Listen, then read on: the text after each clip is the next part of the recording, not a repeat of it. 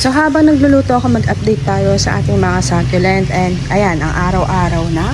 And look on my parang red night champagne yata siya. Ayan. So and si late rose pala yan. Then yung ating variegated na hindi pala siya variegated, Beyonce. Pero variegated nga siya, diba? Kasi may Beyonce talaga. Ayan, sobrang init na ngayon. Pero malamig kaninang umaga.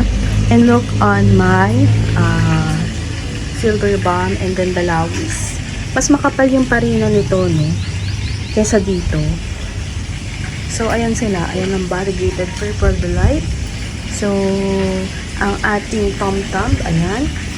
So, ayan sila ngayon, diba? Ang ganda nila, no?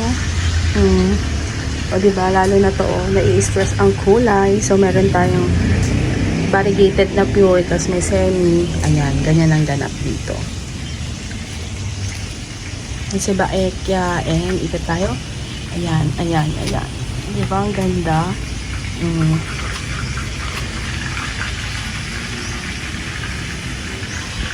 Ayan, ang ating variegated love rose. So, under the sun, ang ating, nakalimutan ko na yung iba.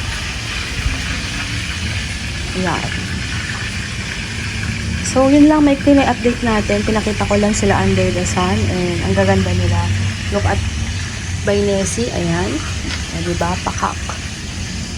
So, yun lang. Update lang na maikli. Thank you for watching everything. Nice at Miss Succulent Love. This is your nice Tita saying God bless po at lagi mag-ingat. Bye!